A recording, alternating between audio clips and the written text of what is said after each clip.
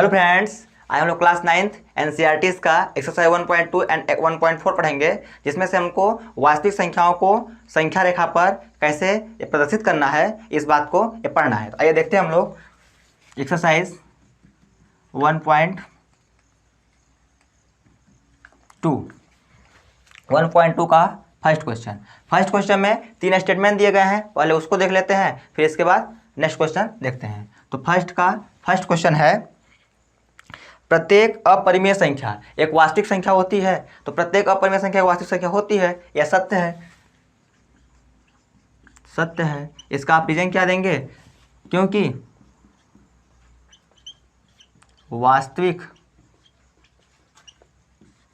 संख्या परिमेय और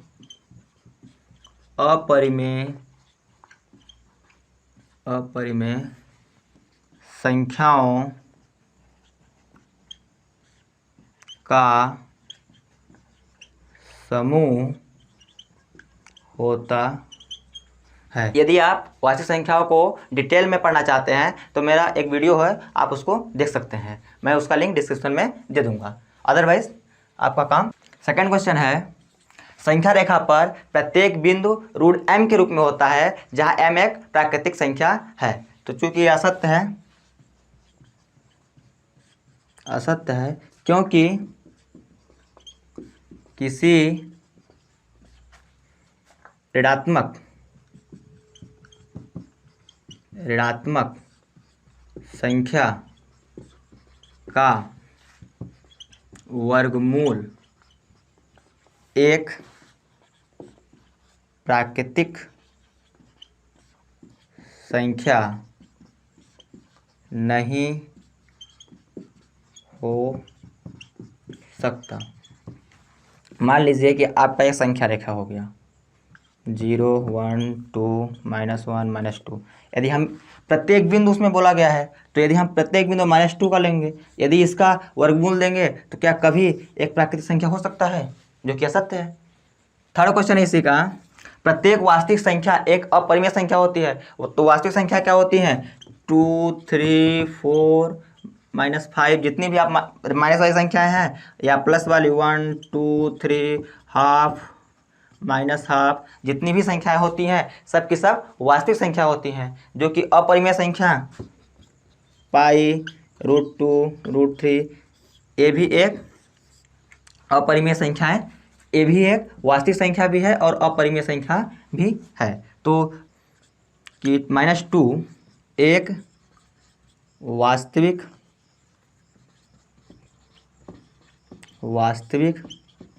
संख्या है, किंतु अपरिमेय संख्या नहीं है। -2 या -3 या -4, आप किसी को भी एक एग्जाम्पल देके ये बता सकते हैं। सेकंड क्वेश्चन है, क्या सभी धनात्मक पूर्णांक के वर्गमूल एक अपरिमेय संख्या होते हैं? तो इसको देखते हैं हम लोग। मान लीजिए कि √4 है, √4 का 2, क्या ये अपरिमेय संख्या है? धनात्मक पूर्णांक क्या होता है? 0, 1, 2, 3 से लेके इनफाइनाइट तक। तो यहाँ पे √4 का क्या ये अपरिमेय संख्या है? नहीं है। √9 ले लेंगे तो यहाँ पे 3 हो जाएगा, 16 लेंगे तो 4 हो जाएगा। तो जितनी भी संख्याएं आती हैं, क्या सभी के सभी नहीं हैं? कुछ हैं, जैसे मान लीजिए √2 लेंगे तो 1.414 समथिंग जाएगा, जो कि एक अपरिमेय संख्या है। परिमेय और अपरिमेय संख्याओं को डिटेल में समझने के लिए आप मेरा फर्स्ट वीडियो देख सकते हैं, उसमें हम परिमेय और अपरिमेय संख्याओं को डिटेल में बताए हैं। अब इसका आप एक रीजन दे देंगे, नहीं सभी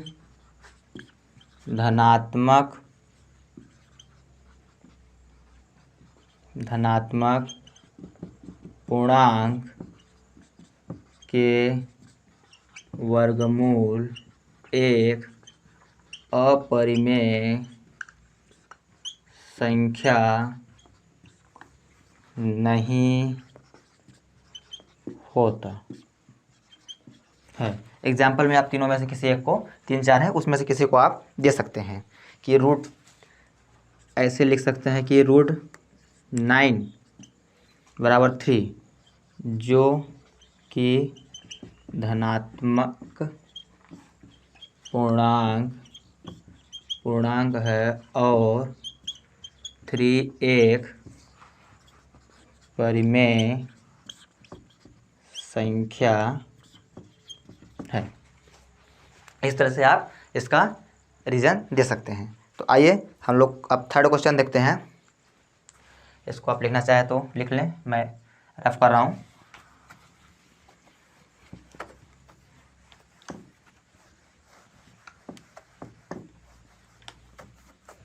थर्ड क्वेश्चन में है कि √5 को संख्या रेखा पर आप प्रदर्शित कीजिए। इसी के एग्जाम्पल में है, एग्जाम्पल में √2 और √3 को दर्शाइए। तो इसी क्वेश्चन में ये भी आ जाएगा। तो आइए देखते हैं इसको हम लोग कैसे रिप्रेजेंट करते हैं। ये संख्या रेखा हो गई आपकी, यहाँ 0, यहाँ 1, यहाँ 2, यहाँ -1। तो सबसे पहले दर्शाने के लिए हम लोग इसका नाम देते हैं O और इसका A। एक मात्रक का खींच लेते हैं, एक मात्रक का खींच लेते हैं रेखाखंड। फिर इसके बाद OA पर लंब डाल देते हैं और जिसका नाम B, इसका ही एक मात्रक हो गया। अब इसके बाद हम लोग इसको मिला देते हैं OB। तो यहाँ पे लंब है, इसलिए त्रिभुज OAB एक समकोण त्रिभुज हो गया। तो यहाँ पर लिख लेंगे हम लोग समकोण त्रिभुज OAB में। तो OB का स्क्वायर प्लस AB का स्क्वायर प्लस OA का स्क्वायर। तो AB का स्क्वायर 1 का स्क्वायर, इसको हम लोग एक मात्रक का ही खींचे हैं और इसको भी एक मात्रक का खींचे हैं। यहाँ 0 से और 1 के बीच में कितना डिस्टेंस होगा? 1। तो 1, यहाँ पे √2 स्क्वायर को उस साइड ले गए तो √2 आ गया। तो इसका क्या हो गया? √2। यदि आपको एग्जाम्पल वाला क्वेश्चन ध्यान में दें तो √2 को दर्शाना है, तो अब इसको हम लोग त्रिज्या मान लेंगे OB को, और त्रिज्या मान के आपको इस साइड से एक आर्क लगाएंगे चाप, जो कि यहाँ पे आएगा। तो यहाँ पे इस तरीके से आप √2 को प्रदर्शित कर सकते हैं। अब चलिए आगे देखते हैं हम लोग। अब इसके ऊपर एक खींच लेते हैं लंब, जो कि एक मात्रक का लंब खींचे इसलिए 90 डिग्री का होगा, और इसको मिला देते हैं और इसका नाम दे देते हैं हम लोग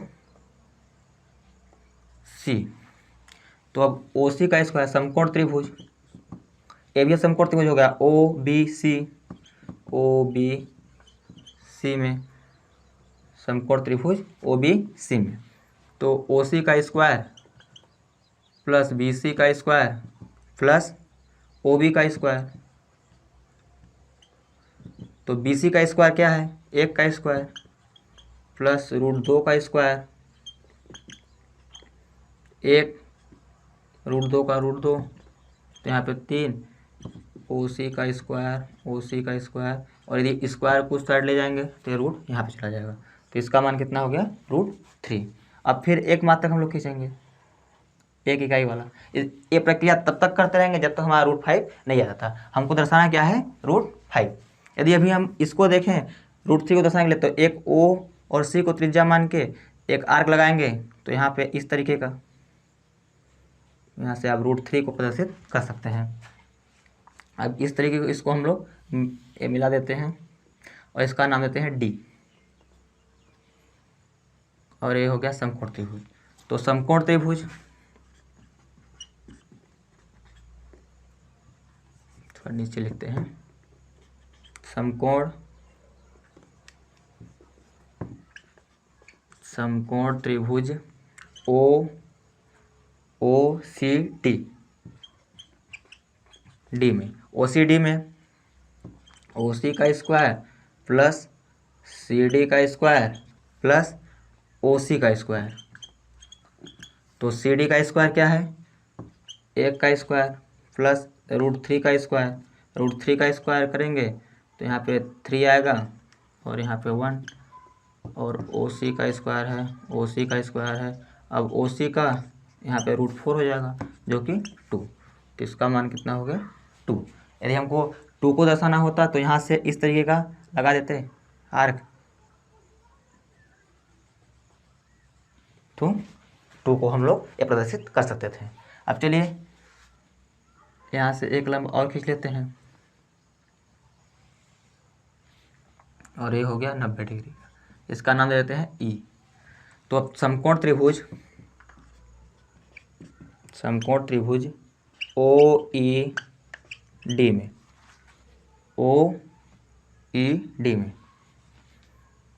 यहाँ पे इस तरीके लिख देंगे ओ डी ई, क्योंकि 90 डिग्री यहाँ पे है तो ऐसे ही लिखा जाता है, तो इस प्रकार से लिख देते हैं हम लोग ओ डी ई। तो त्रिभुज ओ ई का स्क्वायर प्लस ए डी का स्क्वायर, ओ ई का स्क्वायर प्लस ए डी का स्क्वायर प्लस यहाँ पे ओ डी का स्क्वायर। ए डी का स्क्वायर एक मात्रक का मान खींचे हैं तो 1, और ओ डी का 2 का स्क्वायर, ओ ई का स्क्वायर। अब यहाँ पे ओ ई तो 1 +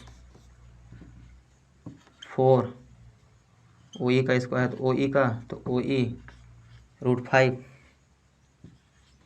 तो यहाँ पे √5 को रखते हैं, √5 को ये प्रदर्शित कर देंगे। तो अब यहाँ से और इसको एक त्रिज्या मान के एक चाप खींचेंगे जो कि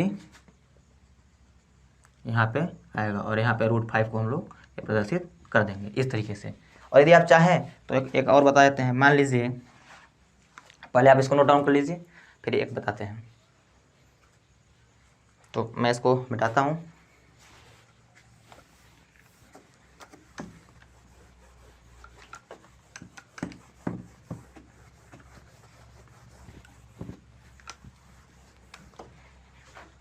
आप चाहें तो मैंने इसमें √2 और √3 दोनों क्वेश्चन को बता दिया। आप चाहें तो √5 को ओनली दर्शाना है तो इस तरीके से आप संख्या पद्धति पर खींच लेंगे 0 1 2, तो 0 से 1 इकाई का आप खींच लेंगे, वो जैसे खींचते थे।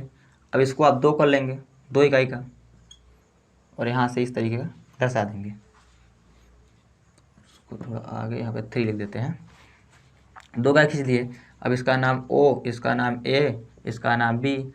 तो त्रिभुज, समकोण त्रिभुज ए बी है क्योंकि लंब खींचे हैं।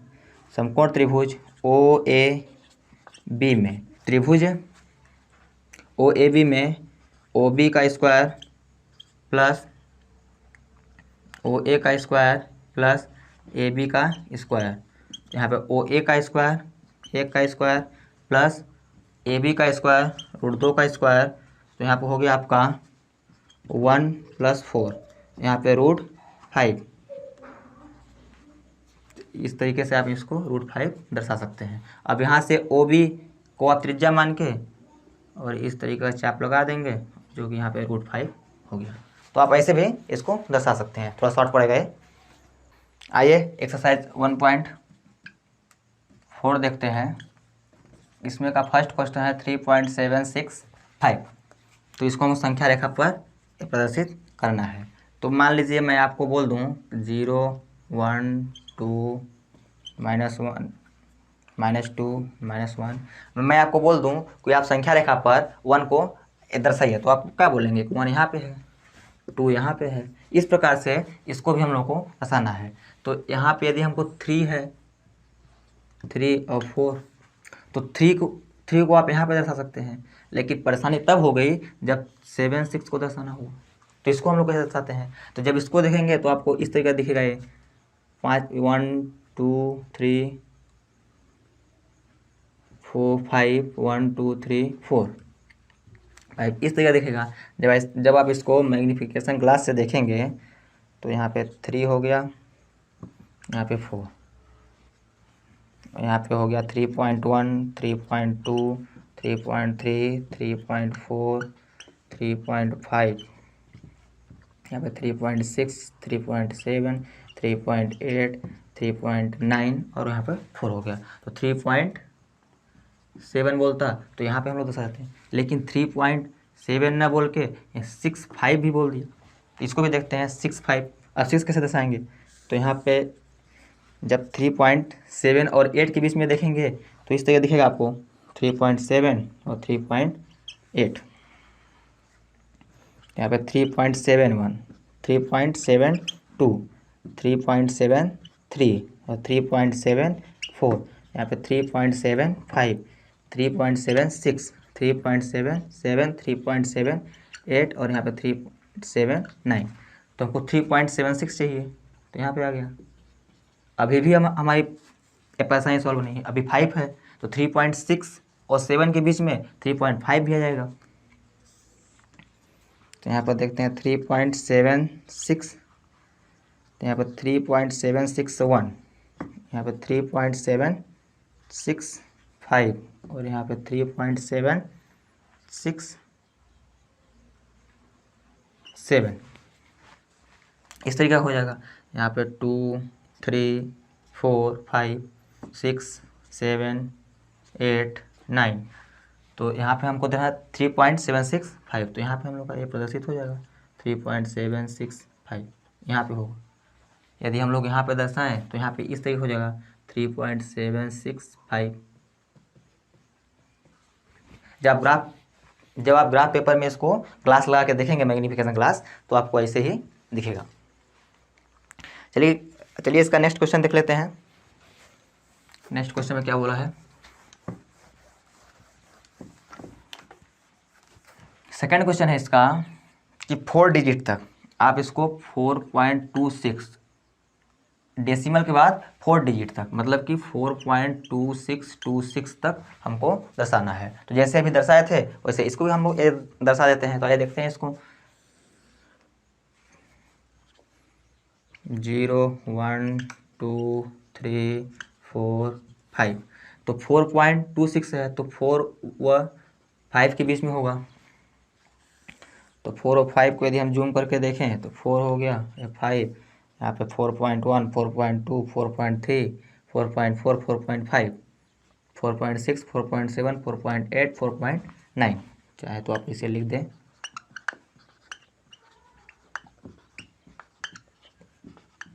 सिक्स, 4.7, 4.8, 4.9 और हो गया 5। तो हमको 4.2 चाहिए, तो यहाँ पे 2 अंक तक हो गया। यहाँ पे 4.2 हो गया। अब हमको 4.6 चाहिए, तो 4.26 चाहिए। 4.2 और 3 के बीच में होगा ये भी। यहाँ पे 4.2 हो गया, यहाँ पे 4.3, तो 4.21, 4.22, 4.23, 4.24, 4.25, यहाँ पे 4.26, 4.27, 4.28, 4.29, तो हमको यहाँ पर 4.26 चाहिए, 4.26। इसी तरीके से आप आगे भी इसको ले जाएंगे। तो यहाँ पे 4.26, 4.27, तो 4.26, 1 और यहाँ पे हो गया 4.26, 5, 6, 7, 8, 9, 1, 2, 3, 4, तो 4.26, 2, तो यहाँ पे हो जाएगा 4.262। एक बार और हमको देखना है, तो यहाँ पे देख लेते हैं इसको। 4.262 और 4.263 के बीच में, तो 4.2621 और यहाँ पे मान लीजिए 4.265 हो गया, 4.266 हो गया, 2626 हो गया। तो इस तरीके से हम लोग 4.2626 को दर्शा सकते हैं। तो आपके दशमलव के 4 स्थानों तक हो गया। तो आज के लिए इतना ही। तब तक के लिए आप पढ़ाई करते रहिए। All the very best.